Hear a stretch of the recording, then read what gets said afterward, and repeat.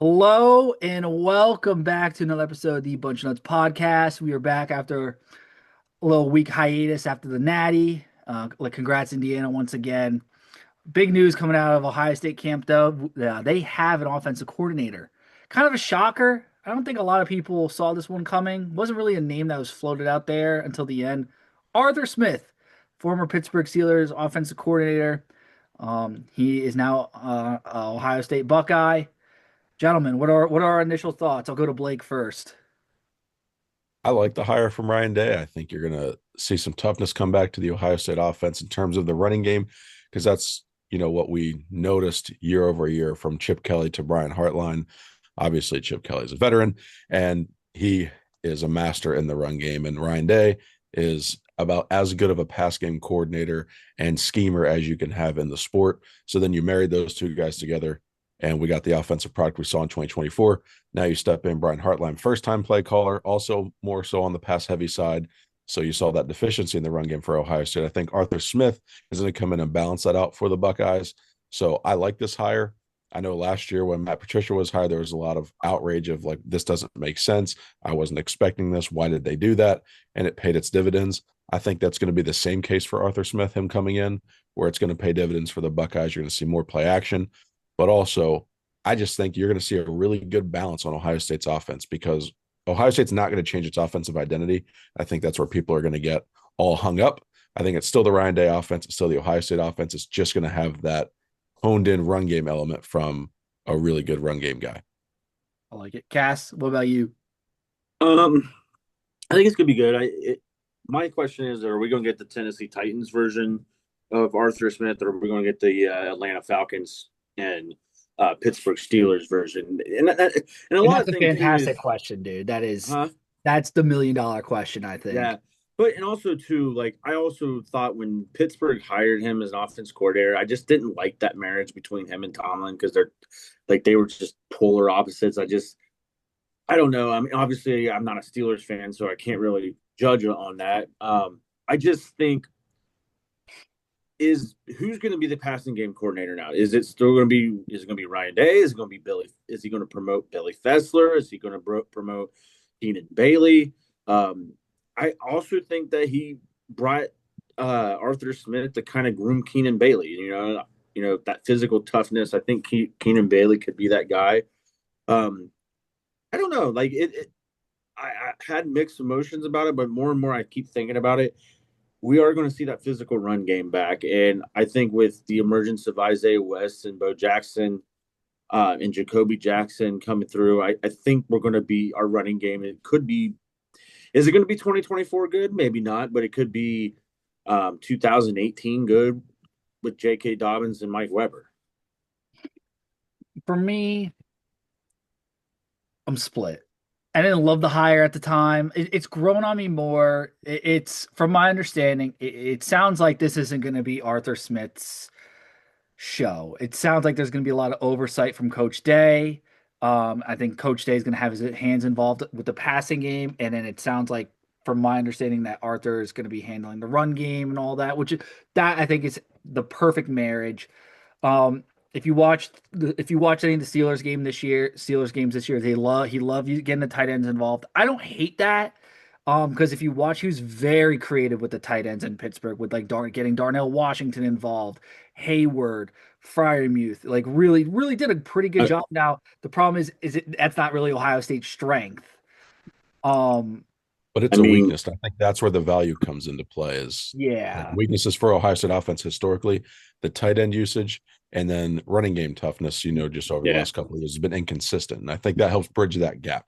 And think about that's a how tough fantastic point. and think about how tough Fryermuth and Darnell Washington were. I mean, they both went over 200 yard. Both went over 200 yards and like 4 touchdowns against the Bengals this year. I watched literally two Yeah, tight ends destroy my Bengals, but yeah. every tight end in the league that played against the Bengals tore us up. So, but Well, that game specifically, like that one stands out to me because they were like Darnell Washington looked like Gronk out there too. I mean, look, I mean, they were all three. Think about it. When you Fryermuth, Hayward, and Darnell Washington, they're tough. They're tough, hard nosed tight ends, and I think I think you could see Arthur Smith kind of working with Keenan Bailey on that and Tyler Bowen with the offensive line. And you think about it, what was our weakness in the two losses? Our offensive line and tight end blocking. Yeah. I think bringing Arthur Smith is really going to help that toughness, like Blake said.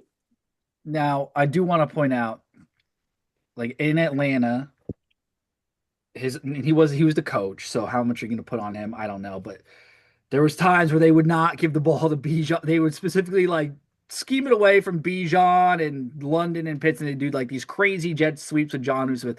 I don't want jet sweeps from to go into Bennett Christian, and then he's doing like a pass to whoever we got it like Welsing. It's like we don't need that. Um, but if we go to the 2019-2020 Titans offenses, I have some of the numbers. I really like how they designed the way they distributed the ball. That year, AJ Brown in 2020, he had 106 targets and had 1,000 yards. Derrick Henry went over 2,000 yards. Right now, the two top playmakers on Ohio State's offense next year are going to be Bo Jackson and obviously number four Jeremiah Smith. If if they kind of do something similar where it's like, okay, these are our two top guys, we have to feed them. I like it. I think this could work. Yeah, I think so too. I think the other added value of this hire is look at your coordinators. You have two former NFL head coaches, two former NFL coordinators, and then you have Ryan Day as your head coach. So I think if you have a brain trust, if you're looking at it from that perspective, that I'd take that experience over anything else, especially the more this college game trends towards like this NFL model. You're paying players. Also, Arthur Smith not being a primary recruiter. So he's just coming in to be the offensive coordinator and he can build his relationships and he can go from there and just coach the offense. So I think that's another added aspect of this hire too, where you see, yeah, it's great to have that value and experience there in both of those coordinator positions. And you saw Ohio State's wide receiver coach finally signed his deal today, $900,000 deal. Yep. So, and going back to him, we never really talked about that hire. One thing that you remember from Georgia and LSU wide receivers, they blocked. They do. Heartline's wide receivers didn't really block. That's Jeremiah Smith. He got blown up on a screen pass that went for a pick six in the Cotton Bowl. Yeah. So Yeah, no, that's totally fair. Do we put any value on Arthur Smith's family name? Because that is obviously I believe his I dad mean, is me and Jay Book have been all thing for that. But Jay Book said, if there's a FedEx patch on the uniform this year, we know why. I just my thing is I think people are really blowing that out of proportion. It's not like this isn't like a school teacher, going and funding their own kids' supplies out of their own pocket. I don't I just can't see a world where Arthur Smith or like the Ohio State compliance department even allows that. I think they would shut that down so quick. I find it very hard to believe that Arthur You Smith would. never know, though. You never know. I think that's a cute rumor. I think it's funny. My take is there's zero chance Hey, that's happening. if it is, we can just say the memes are going to be hilarious because we can say FedEx is better than UPS. It's gonna be Arthur Smith's gonna be our Larry Ellison. He's going to be Tom Hanks from Castaway. That was a FedEx truck. Oh That's yeah, I forgot about that. Um, but yeah, no, we'll see what happens. I think you two are more confident in the hire than I am, but I'm gonna give it a chance. I'll see what happens. I think it's gonna work out. It just wasn't the sexy hire. I wanted Greg Roman because my logic was kind of the same with it. It was with Greg Roman. It's like, hey, we have the passing game intact, and like Greg Roman does not have a good passing game that's known, but the running game is beautiful. I was like, hey, same concept. Hire Roman, have Day handle the passing attack. But I think the concept's similar. So if they're going for that, I'm all for it. and the guys that were rumored, Brian Dable, Greg Roman, Matt, except for Matt Nagy, were all running game. Mhm. Like their specialty was running game. So Yeah, no, I'm Nagy. I mean, oh well, them two Nagy probably would have been at the bottom of my list. So I'm glad they got Arthur over Nagy for sure. I mean, it's The problem with Arthur, though, there's a lot of recency bias, I think, too, because unfortunately people don't remember the 2019-2020 Titans as well as they remember the Falcons and then the Steelers this year. Because literally, we just watched the playoff game 3 weeks ago with Aaron Rodgers and them. So I think recency bias plays a little bit into this. But enough about Arthur Smith. Let's get into the Big Ten schedule because that just released, and that's kind of the premise of the show, gentlemen. A lot of exciting games. The the one that was kind of leaked a week ago was Indiana Ohio State. I believe it was October 17th, Saturday. Time to be determined, which we know will be a big noon kickoff. I'm willing to bet a lot of money on that right there. It's going to be a big noon kickoff. But Ohio State, the schedule's interesting, but sort of favorable when you look at it. I mean, Blake, what were your thoughts?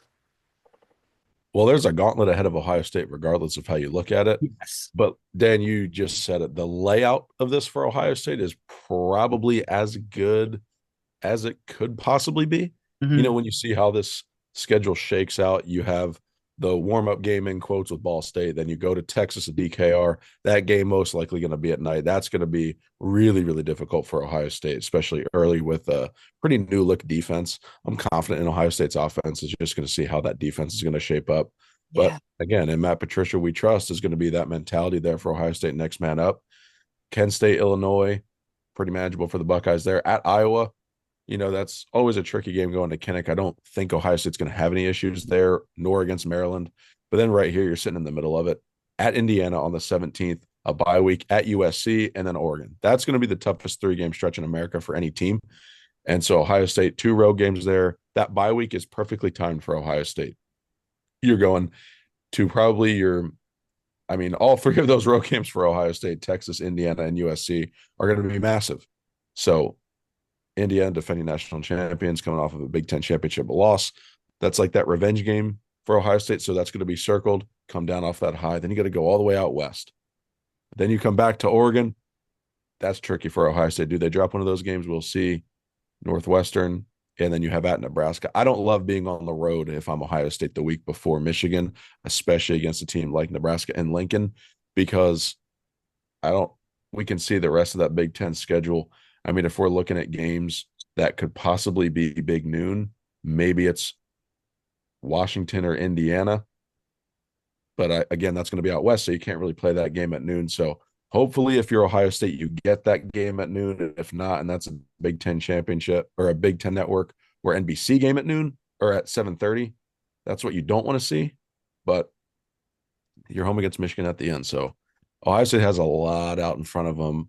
There's going to be a playoff resume, even if they're 9-3. If all of those teams are going to be as advertised, I don't expect the Buckeyes to have 3 losses. But again, this is that same setup like Texas had this year. You got to win the games that are in front of you, and it's tough sledding. The only other big noon game that I could possibly see from that weekend is if if Pat Fitzgerald uh, has Michigan State playing really good football at that time, which I think Michigan State's going to be a lot better team than they had been under Chris Smith. Um, but you look at it, or they have Washington and Oregon coming into town. They have Penn State, Michigan that week. That could also be a big noon game. Yeah, the week before Michigan. No, I'm talking about the week Ohio State plays Indiana. Is that the one you're talking about? No, I'm No, talking we're about talking about Oh, Nebraska. I'm Nebraska. sorry. Oh, I'm So sorry. yeah, I if you're really looking at it, it's either going to be Nebraska, Ohio State, or Oregon at Michigan State, or it could be Michigan, UCLA. I mean, we saw you never know. It just depends. Um, but I'm looking at Ohio State's schedule, and like Blake said, the bye week couldn't come at a better time, and I like where the bye week is. You know, you know, right in smack dab in the middle of the season. You can It's kind of later. It's later in the season, I yeah, would say. you can regroup, get refreshed. But I and I don't have I don't have SEC schedules in front of me, but at Texas, at Iowa, at Indiana, at USC, at Nebraska, there's probably no 4 tougher road games in the country, in my opinion. I mean, what concerns me about this schedule, there are one, two, Every single team, but There's absolutely 4 coin flip games where this every could go either way. It's like Texas is a coin flip. I'm always going to say Michigan is a coin flip. You don't know what's going to happen in the game. Oregon, they're absolutely loaded this year. I mean, I like this is their year. Like I feel like they are primed, and obviously Indiana, and then USC and like Iowa are going to be no schlubs. And then Nebraska is kind of a wild card in here. nine of the 12 teams on our regular season schedule played in a bowl game. Yeah, I mean Dan, Illinois. can I make a point to what you just said with Yeah, Texas and Oregon? yeah, I think if you also look at these opponents for Ohio State, you're facing 3 teams that are going to be in desperation mode because if not now, then when? yeah. And in terms of national championships, that's going to be Texas and Oregon. Those are two with expectations, probably with the weight of their state on the back of them. And then USC with Lincoln Riley. If they don't start doing something or making noise this year, I think his seat's going to get really, really hot. And Ohio State has to play 2 of those teams on the road and likely, probably both of them at night. And then And you're going to have Oregon after the week of USC. That is really difficult for Ohio State. As if the Buckeyes' target needs to get any bigger, they're also going to have to deal with the expectations that are on Texas, USC, and Oregon. I know that works both ways, but still, it's an if not, it's like a contract year in baseball. These teams are going to be at their best, we expect, in 2026. no, and that's a fantastic point. And like if anyone's watched the Alamo Bowl this year, obviously like USC lost that, but their offense still looks very potent. That And they offense, got Gary Patterson at defense coordinator now. yeah, yeah, it will. I like that hire a lot too. No, that's a fantastic hire, I think. But that offense, like, yeah, they lost Lemon, but I think it might be more of a system, to be honest, because they had I mean, some of the receivers they had in the Alamo Bowl, they were making ridiculous one-handed touchdown catches. That's going to be a tough game. what's wild to me is, and I said this to Blake off air, is you look at the Big Ten standings last year. Um, we played 4 of the top 5 teams in the Big Ten standings, and we're that 15. Like we finished number 2 in the Big Ten last year, but Indiana was number 1. Michigan and USC were number tied for 4th, and then you had Oregon that was 3rd. So if in reality, this these 4 games, it's like Tony. They did this as Big Ten championship elimination games. Um, so Ohio State will have an opportunity for a tiebreaker with like every team up there, Cass. exactly, and I think this is why I think Ryan Day's approach was he knew obviously you didn't know when the schedule was going to be released, but you knew who your opponents were, and I think this is why he went with guys in the portal that have played a lot of football. Especially 3 of them were starters at top tier SEC school to get ready for these types of games, knowing how tough the schedule was going to be. Instead of having first year starters like an Aaron Scott, yeah, it sucked that we're going to lose them, but you're bringing in Cam Calhoun and you're bringing in the Georgia defensive back as well. You're bringing in Earl Little, Jr. from Florida State, and you're bringing the 2 Alabama guys, and then don't forget the linebacker from Wisconsin. So in reality, we went from having a very veteran-led defense to even having even more of a veteran-led defense, despite guys playing from different schools. So I think what Ohio State did in the portal, yeah, they're not flashy guys, but they're guys like what Indiana has done in the past 2 years to win a Big Ten championship, to win a national championship. And I think Oregon taking the Ohio State approach where, hey, let's retain some of our guys. So this Big Ten season is going to be fun. And again, college football runs through the Big Ten. 100%. I'm just taking a look. I'm seeing if anything else pops out on these schedules. You want to run down Indiana since they're defending champs? Yeah, let's take a look at Indiana. I'm looking at all of them, seeing if any of them. So, Do any of them have like cupcake schedules? Did anyone avoid? Because this came out Penn like State. Penn State. Penn State Yeah, avoided. Penn State and Ohio State have the opposite schedules. Ohio State has the most difficult. Penn State's schedule is going to be easier than Oh, probably Well, Pickerington. even Indiana, like if you look at if look at Indiana's non-conference, North Texas, Howard, Western Kentucky, Northwestern, Rutgers, Nebraska, they are going to be 6-0 hosting Ohio State. Now, this is where it gets tricky for, in my opinion, for Indiana. They got back-to-back games against Ohio State and Michigan, which we know Kyle Whittingham is going to keep a physical team, but also PJ Fleck's Minnesota Gophers is they're sneaky and they're streaky. I'm not going to say Indiana's going to lose that game, and then they get a bye week, USC, Washington, and then obviously their rivalry game against Purdue. you know, So who has a it, favorable schedule on here too? I'm looking. Sorry to cut you off. Is Maryland, and they're not going to do anything with it. But it's they avoid Oregon, they avoid Indiana, they have Ohio State, they have Penn State, and they have USC. Other than that, they could win all those other games in theory. If they come to play, they won't. They'll lose. They'll lose half of them but still. yet Indiana's game schedule is not hard, but it's tricky if that makes sense. I'm Yeah, and taking Cass too with that Ohio State, Michigan, Minnesota stretch. Indiana is going to be playing their seventh straight game against Ohio State, and that game's going to be built up because Ohio State's in the exact same position. That's Ohio State's seventh straight game too. But then against Michigan in particular, coming off of Ohio State either beating them or losing to them because they're the only two options in sports.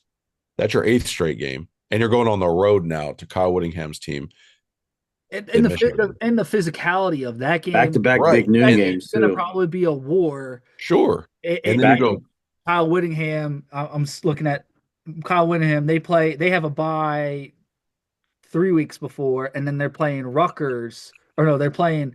Sorry, they have a bye 2 weeks before, and then they are playing Penn State and then Indiana. So they're going to be ready to go. I feel like Michigan. Yeah, and look at it in reality, Michigan and Ohio State have the two toughest schedules in the Big Ten. Yeah, Michigan. And I think a lot of it has to do with the Oklahoma and Texas game. Mm-hmm. No, I agree. How about Notre Dame? Okay, they drop USC. They don't play Michigan, but they play Michigan State, who I think will be a better team. They play Wisconsin and Purdue. Oh wait, no, that Notre Dame don't play. Oh yeah, they do. They play Purdue. So Notre Dame talking all this smack. they just need to be in the top 12 next year. Yeah, And I think they're going to do that. No, To they be got able to- they got North Carolina, Stanford, BYU, Miami, Boston College, SMU, Syracuse, and then you said Purdue, right, Cass? Purdue, Michigan State, and Wisconsin. The Notre Dame Miami game that's going to have quite the build up. And they play. Oh, can't forget this one, Rice. You forgot Rice, boys. Well, Josh Pitt always says don't lose to food. So I mean, all right. So do we kind of want to do like a fun activity predicting when games are going to be? Okay. All right. So we look at the first three. We initially said night game, Texas, right? Yeah. All right. Yeah. Because how does that work with TV rights? So does Texas have We're going to be ABC. SEC home? ESPN and ABC will have that game, and it will Yeah. be. They're not going to miss And that. game day will be there. Right. If So Ohio Ball- State's on their TV, it will be at night. So we got Ball State and Kent State, right? We at least get one MAC school that's a night game. We had OU last year. We had Akron that one year. We had Toledo that one year. I think Kent State would be the night game because Yeah, they just usually do it. historically. They usually do it the third week of the year. Yeah, you don't want to open up at night. No. against So the MAC school. we're going to have, and I guarantee it, Ball State will be a noon game. Yeah. Yep. But Or that's 3:30. Or 3:30 gets screwed. CBS gets screwed one more time. I'll say it's Big Ten Network at noon. Yeah. Yeah. Ooh. Fox. I think Fox is going to have Wisconsin Notre Dame at Green Bay. They've done it before in Chicago. Yeah. So you watch. We'll get 3:30 CBS. Oh no, Boise State Oregon will be the 3:30, unless they do. You could Unless do they do that one Washington. in You NBC could do the game. Apple Cup week 1. That could be 3:30. That's probably going to be the night game. night game on NBC, and then Boise State Oregon will be 3:30, and then we'll be the noon game on FS1 or something or Big Ten Network. And that means Peacock, strictly to Peacock, like the OU game, will be 7:00 Kent State. strictly to Peacock. That would be our Peacock game. Okay. Yeah. Yeah. Illinois, I think that's when CBS comes to town. I think 2 weeks in a row they're on CBS, 3:30 and 3:30, Mhm. Illinois and Iowa. Yeah. Maryland would be That's a nooner. that'll be our Big Ten noon game. Yeah. That's Our a Big Ten BTN noon game. That's a get this one out of the way. Get this Indiana will be noon Fox. 100% noon. 7 USC 7:30 NBC. NBC. Oregon. Is it a nooner or will CBS pick this one up? Let's look. That's big noon kickoff, I think, that week. Let's look at the rest of the schedule. Washington at Penn State. Michigan State, Michigan. That's 7:30 NBC. That's an NBC game. Yeah. It'll be at noon. It's noon an game. issue. Oregon noon game. Northwestern 3:30 CBS. That's the 3:30 CBS. I agree. I feel like Nebraska would be 3:30 CBS and they go Northwestern at noon. I like that flip. Yeah, I agree, Blake. And then Michigan noon. Yep. Well, no, we always get a night game in November too. Maybe Northwestern. Northwestern will be that night game. Northwestern It'll be the UCLA game from last year. Yeah. And then everybody will bitch because we'll get Oregon at noon. It's me. I'm everybody. The week of the Oregon game, they will announce the Northwestern game be 7:30. He'll use the 6-day window flex. Yeah. I mean, we know what's going to happen. We can't just prepare yourselves accordingly. Yeah. So in my opinion, the most intriguing game, obviously I'm excited for the Oregon game, the Michigan game, obviously Texas, Indiana, but it's the intriguing game for me is, and the Iowa game kind of reminds me of the Washington game from last year. We get it at a good spot. We're on the road, but the USC game is the game that really intrigues me because we're coming off a bye. If we lose to Indiana, what type of team will respond off the bye? Because if you remember in 2024, when we lost to Oregon, we had a bye week and then we played at home against Nebraska. And that was probably our worst win of that year. We won 21-17. It was just an awful game. There was an adjustment to no Josh Simmons in that game too. Yeah. Yeah. For me, this is going to sound crazy. This game is interesting to me because it's such a wild card. The Northwestern game kind of looks like it could be with the Chip Kelly hire. Northwestern's identity is going to be completely different this year. Someone did a meme of the guy and he's like, I'm so scared right now, I don't know what to do. And it was just like Northwestern running 20 plays in 5 minutes, and it's just like, I'm so scared, I don't know what to do right now, because it's that's not Northwestern football. Northwestern's just such a wild card. If that's a night game at the Shoe in late November, that's interesting to me. I don't know. That's just an intriguing one. That one could be closer than what it should be. Before we talk about Penn State and their whiteout game, what is your intriguing game, Blake? My intriguing game? Yeah, for Ohio State. It's Nebraska for me. Yeah. I mean, Texas, that speaks for itself. Michigan speaks for itself. Indiana speaks for itself. Oregon speaks for itself. So I'm going to say Nebraska. Historically, Ohio State does not play well the week before Michigan on the road. And it's just how it is. I don't love a big game before that. Like you saw the Indiana game before last year and Penn State in 2019. Ohio State won both of those games. But still, you're looking at the schedule, just makes you uneasy because that game's coming down the schedule. You want as much time to prepare. You almost want a week and a half to prepare for that, where you're half preparing for a team you're going to handle, and the spread's 20.5, and you can win the game by 13. I think that Nebraska game being on the road, probably a 3:30. And again, in another spot where Nebraska has to be good next year. Yeah. They have to take the step forward, and Nebraska fans always show up. It's tough to play. And that's the one that sticks out on Ohio State's schedule, because a lot of these big games just jump off at you and say, hey, this is going to be that big game. That one against Nebraska, for me, is the one I'm circling. I mean, Um, I'm kind of on the same page with you, Blake. I did Northwestern too because it's like styles make fights, and it's like if Right. Northwestern's running all these plays so quick and Ohio State's going the slow tempo again, let's say that's interesting. That's like interesting, especially too. It's coming off of Oregon and Mhm. 2 weeks before Michigan. So, but I like where we're at with those two. It's like you said too. Like the big games, obviously they're big games. We're talking about like yeah. interesting, like what's intriguing. Yep. Real quick before we go into our next segment, which would be score predictions. I'm looking at the schedule here.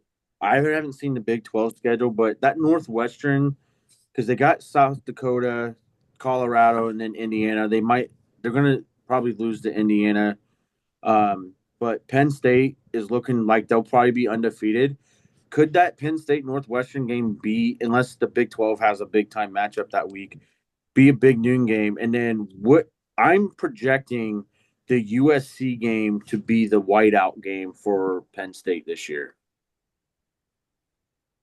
I agree with the USC game being the whiteout. 2-1 Northwestern.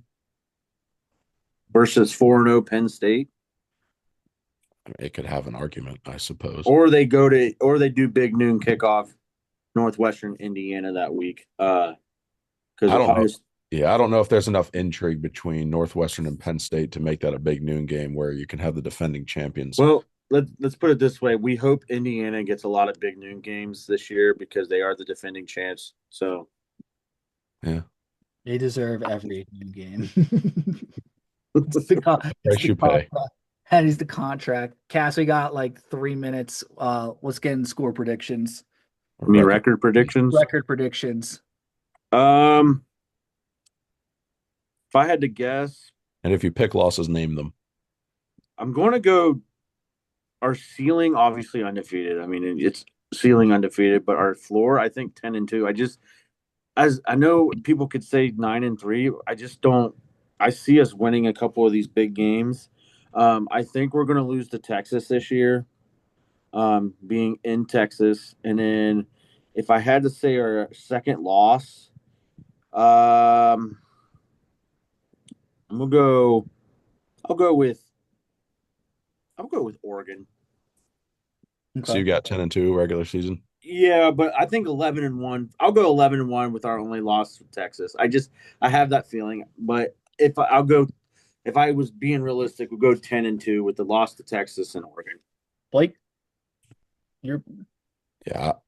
Right now, I reserve the right to change this before the season you starts. Oh, It's do. I do too. January. Absolutely. So I'm Absolutely. gonna Spring go. game, like spring game injuries. Yeah, absolutely. Absolutely. I need to see fall camp. I got to be there in the building again to see. I think the loss right now is to Texas. And then if you look down the schedule, I feel like Ohio State has a revenge factor against Indiana. And then they remember going to Oregon. They haven't played Oregon since they went to Oregon, and that game ended how it ended. Hmm. So I'll take Ohio State to go 11-1. I got I really believe in the offense next year. Oh, I do too. I got 10-2. I got losses. I got losses to Oregon and for some reason like Michigan. I don't know why. Like I feel like I'm terrified of Kyle Whittingham this year. I feel like I don't know. He's got something up his sleeve. I think we roll through Texas. I think we spank Indiana, and then we get a little cocky, and then Oregon, Dan Lanning, they get us. They're going to be too talented, and then somehow we lose to Michigan. I know that sounds like anti-religious, but I got 10-2, but we make the playoff. We're in the playoff. We're great. We're looking great. Little November playoff, losses would cause the city to explode. 100%. But Natty runs on. If we lose to Michigan, they're going to call for Ryan Day's head again, and then blame it all on Arthur Smith as well.